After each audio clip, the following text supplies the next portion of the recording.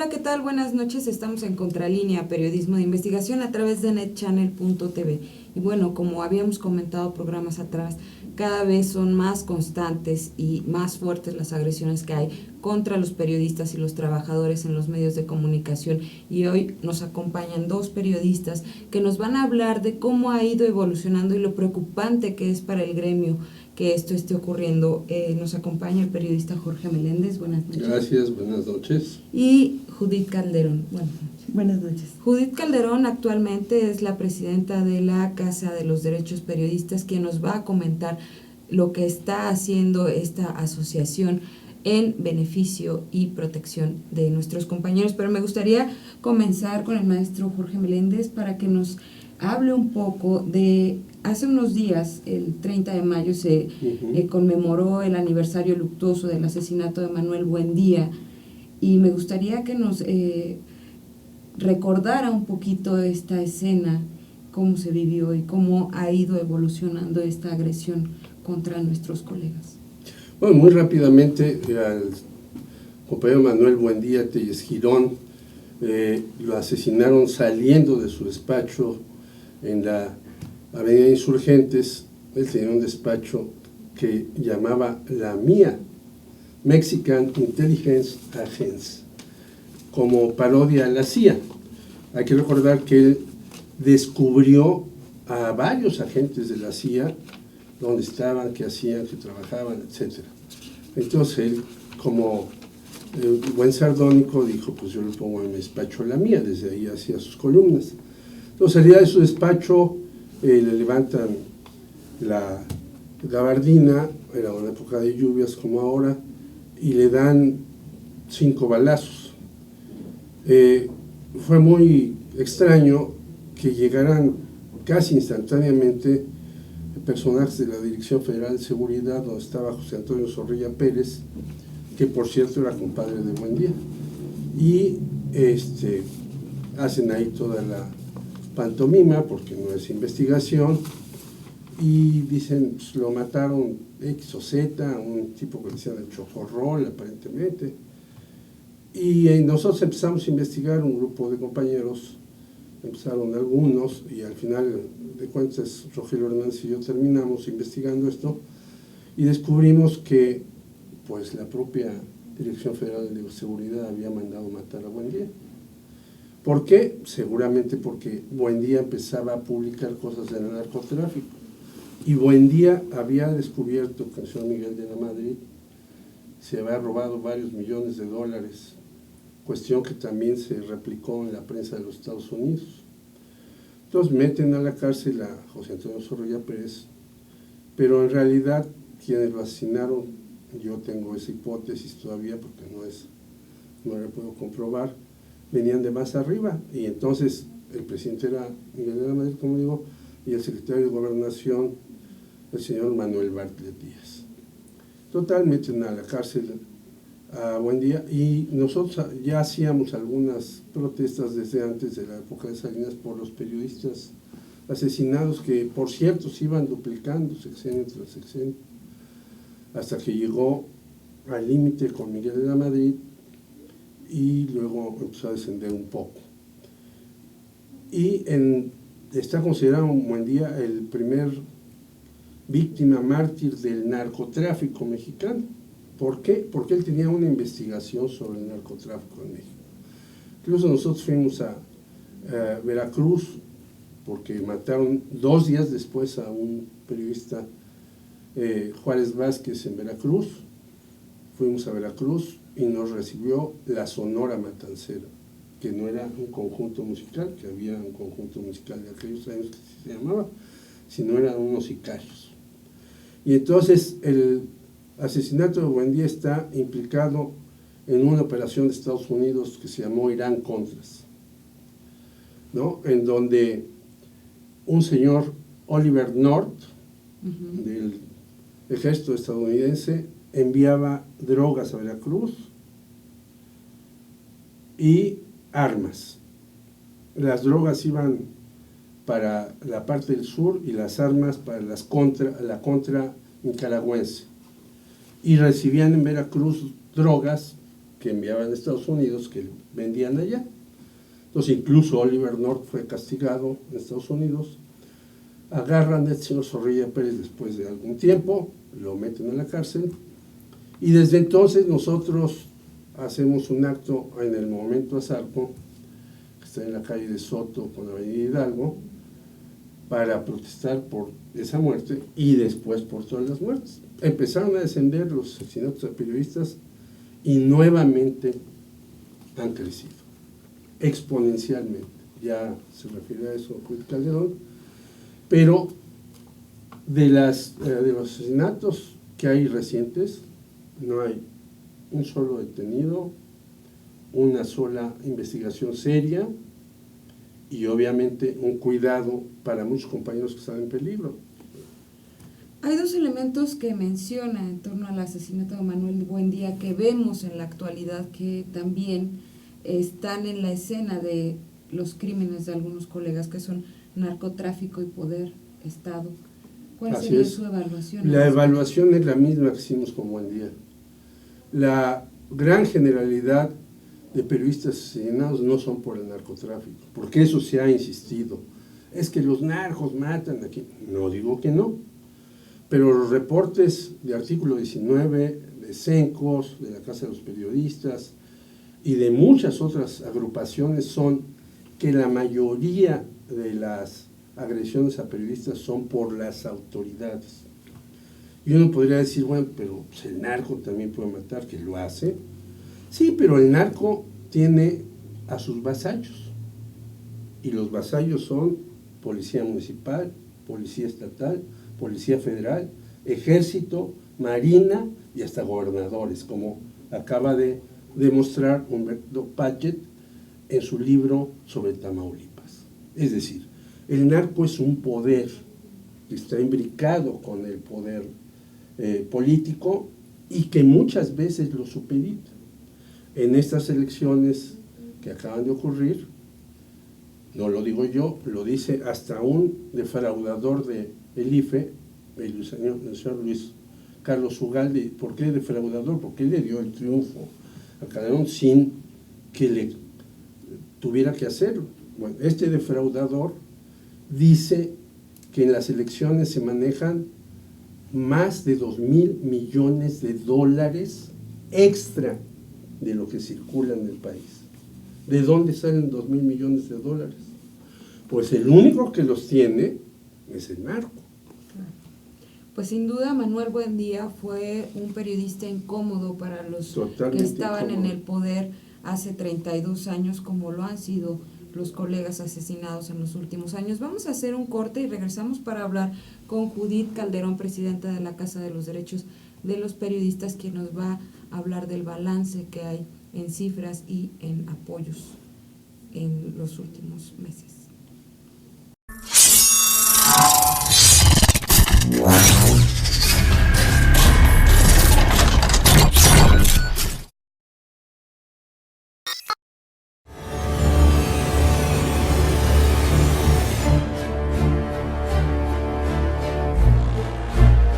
Gracias por seguir con nosotros en Contralínea, periodismo de investigación a través de netchannel.tv. Agradecemos sus comentarios a info@contralinea.com.mx y nos acompaña también en el estudio Judith Calderón, quien es la presidenta de la Casa de los Derechos de los Periodistas. Buenas noches, Judith. Buenas noches. Ya hablábamos con el maestro Meléndez de las agresiones y la violencia que hay en torno a nuestros colegas, a los periodistas, a los comunicólogos en distintas partes del país. ¿Cuál es tu balance al respecto? Bueno, la situación es terrible, se ha agudizado, como decía Jorge Meléndez, no va a la baja, sino al contrario. Pensamos que con el asesinato de Manuel Buendía era algo fuera de serie, pero llevamos 32 años mirando que la situación se ha recrudecido y tiene que ver con el poder y tiene que ver con las investigaciones que los compañeros realizan, porque normalmente lo primero que preguntan es, bueno, tal vez había alguna situación familiar o sentimental que ocasionó que la persiguieran, y no.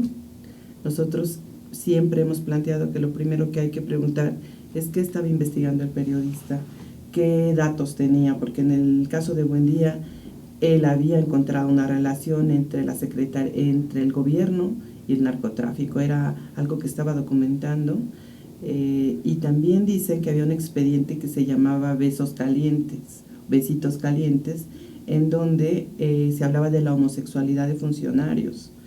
Entonces me parece que son dos aspectos muy fuertes, tanto lo que pasa a nivel de narcotráfico y las relaciones que hay, como la vida privada, entre comillas, que algunos funcionarios quieren que no se sepa, ¿no? Que no se sepa que alguien es alcohólico, que no se sepa que alguien compró una casa con presupuestos fuera de serie, que no se sepa, cuando son aspectos que a la ciudadanía le interesan y que tienen derecho público. Y tienen derecho a estar informados. Pues es el trabajo del periodista que cumple con estas funciones, lo que ocasiona, desgraciadamente, una serie de ataques, amenazas y en ocasiones hasta el asesinato, ¿no? 70 agresiones en los primeros 4 meses de este año y 7 periodistas asesinados. Sí, ese es el balance. Ese es el balance. Y bueno, justamente la Casa de los Derechos de los Periodistas está llevando a cabo un trabajo muy específico para acompañar a nuestros colegas periodistas y comunicólogos y de alguna manera proteger el trabajo que se está haciendo. ¿Nos puedes comentar un poquito al respecto? Sí, la casa surgió en el 2010 con la intención de abogados y periodistas de tener un refugio, un lugar, un hogar para los periodistas que son atacados en los estados, porque el trabajo es difícil en general, pero en los estados se recrudece porque está tan cerca el poder o la procuraduría o la policía, que ubican perfectamente al periodista, cuál es su rutina, dónde se va a mover, y es muy fácil, es muy vulnerable. Entonces nosotros decíamos que se necesita una casa de los derechos de periodistas. En esto participaron abogados y periodistas para fundarla, y en un principio habíamos tenido ya un lugar que finalmente no se concretó, pero nuestro objetivo es que tengan un lugar a donde acudir, a donde quedarse, a donde dormir, que estén seguros y al mismo tiempo que tengan asesoría legal, que cuenten con un abogado que los asesore, los proteja y decida junto con el periodista qué se hace. O se sale del estado o se pugna porque salga del país, porque a veces se ha llegado a ese nivel. La casa no tiene las condiciones para sacarlo del país, pero sí tiene la relación con las organizaciones que pueden concretarlo. Y bueno, también uno de los activos que comienza a tener la casa es este periódico. Ay, eso es que se llama Periodistas Unidos, que sí. Este es el primer ejemplar que nos trae Judith Calderón y que es, ¿qué? Cuéntanos. Bueno, Periodistas Unidos surge porque tenemos entre los asociados a Miguel Vadillo, que es el director de la revista Contralínea, y él llevaba años diciendo que una manera de que la casa fuera autosuficiente económicamente era tener un medio que no nada más permitiera apoyar económicamente a la casa con su difusión, sino que en ese lugar escribieran los periodistas de los estados, que reflejáramos cuál es la situación, que nos sirviera como un medio para plantear lo que está sucediendo, para proponer cursos, para hablar también de la otra parte, porque los periodistas necesitan también capacitarse en lo que es la defensa de los derechos humanos, conocer cuáles son sus derechos, hablar con ellos de la situación laboral. Aquí en este grupo están compañeros como Jorge Meléndez, que llevan años, décadas, explicando y luchando cuáles deben ser los derechos de los periodistas. Está Manuel Fuentes, que es un abogado. Bueno, entonces Miguel Vadillo había insistido mucho en que era necesario el periódico. Finalmente, en este año se realizaron las primeras reuniones, se designó a Jorge Meléndez como director y uno de los planes fue que lo tuviéramos listo el 30 de mayo. Justo en el marco del aniversario luctuoso de Manuel Buendía. Como director de Periodistas Unidos, ¿hacia dónde va este medio de comunicación que es para todos nosotros?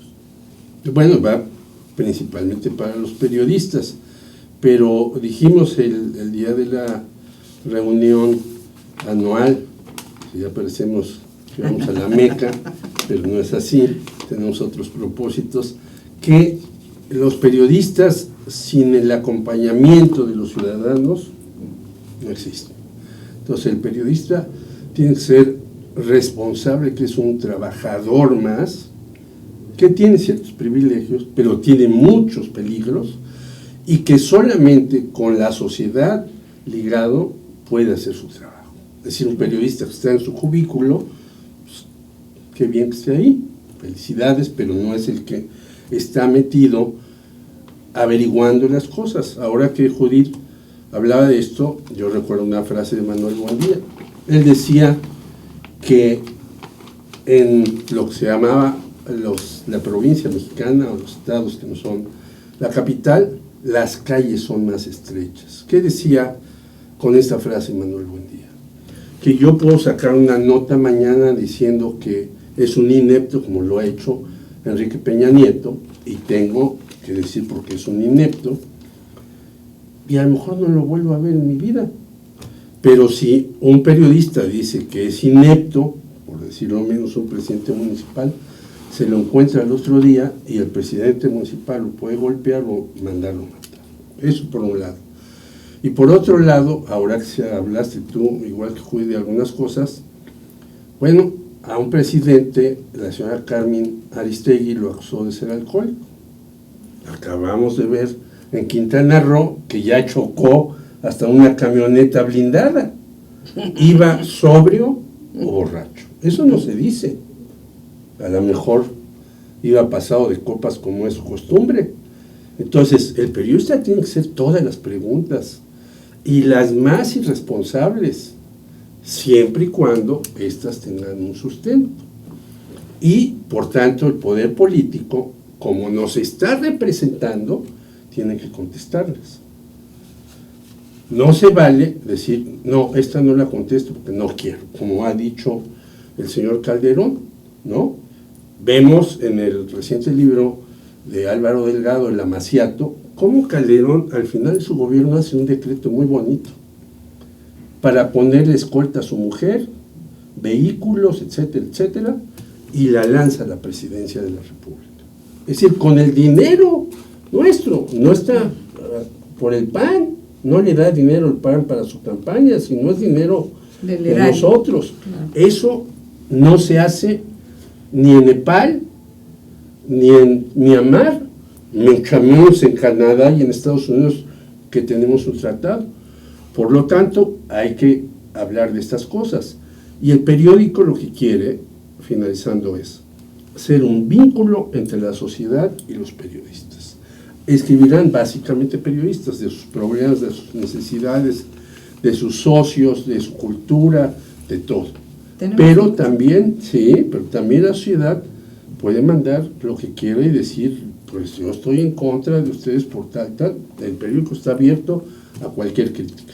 Y justo como decía Manuel Buendía, el periodismo es un compromiso social y bueno, vamos a seguir al pendiente de lo que se publica en Periodistas Unidos. Vamos a hacer un corte y regresamos.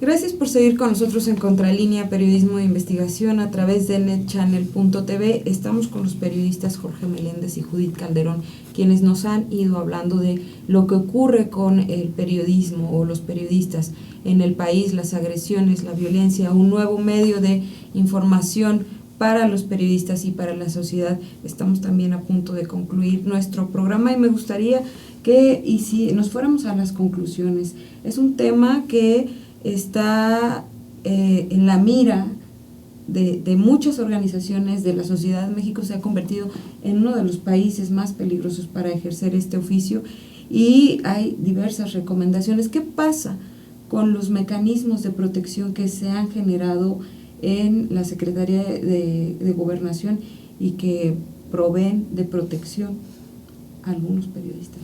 No pasa nada. Es decir, la Secretaría de Gobernación la Cámara de Diputados, la Cámara de Senadores, la PGR, que por cierto llegó en la PGR un señor Nájera, que es la nulidad, que solamente quiere cobrar la lana, tienen protección a periodistas. Incluso en muchos estados se supone que la Comisión de Derechos Humanos local debe de tener seguimiento, no protección. No pasa nada porque todas le reportan al poder, no le reportan a la sociedad. Y este medio, que además es muy arriesgado, porque sacamos un medio impreso cuando están desapareciendo medios impresos, también está en línea, va a existir gracias a que nosotros pongamos el acento en que los diferentes oficinas y medios gubernamentales tienen que hacer su chamba, porque si no la hacen, no tienen razón de existir. Eso por un lado. Y en segundo lugar, insistir, valga la redundancia, en lo que yo había dicho. Necesitamos que la sociedad nos acompañe y nosotros acompañar a la sociedad. Es decir, los compañeros periodistas ahora andan en las marchas de la CENTE, por poner un ejemplo, y de repente los policías se van contra la CENTE y se van contra los periodistas. Bueno, esto ha ocurrido desde antes de que llegara al poder Enrique Peña Nieto. Hubo una golpiza a varios compañeros periodistas que después hubo disculpas y exoneración por las comisiones de derechos humanos, pero primero los tundieron. Entonces tenemos nosotros también que organizar con algunas asociaciones y a lo mejor hasta con el gobierno cómo proteger a nuestros compañeros. Si van a llevar chaleco, si van a tener determinada protección, si no van a ser reprimidos por las mal llamadas fuerzas del orden, etc. Tenemos que capacitarlos, como decía Judith, en lo nuevo.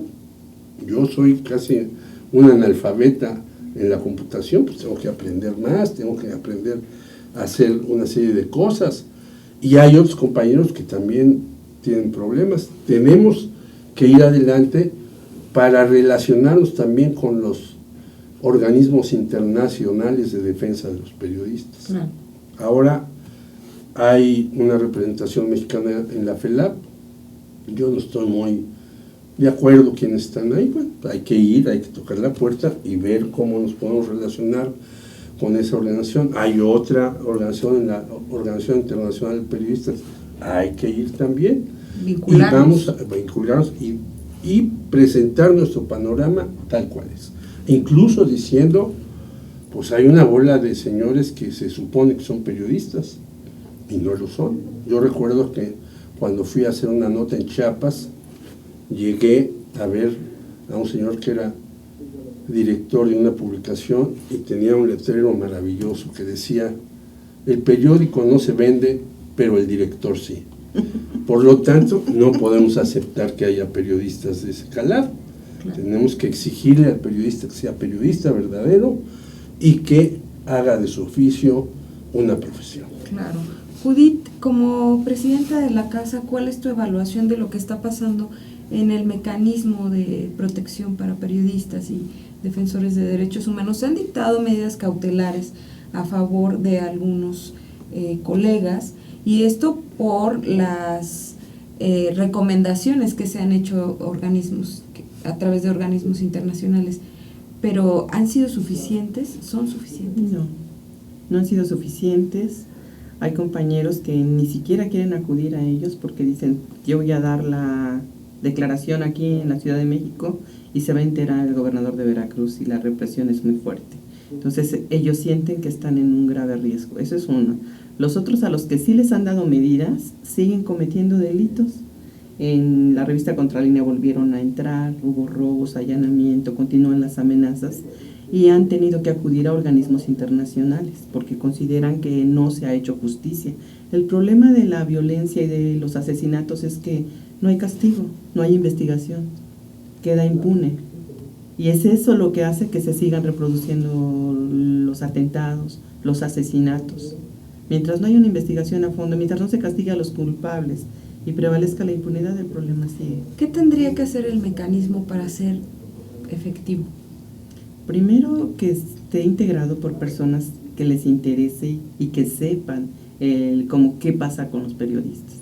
Son personas alejadas, ¿no? Ese es un asunto. No saben de derechos humanos, hay personas que no tienen la capacitación.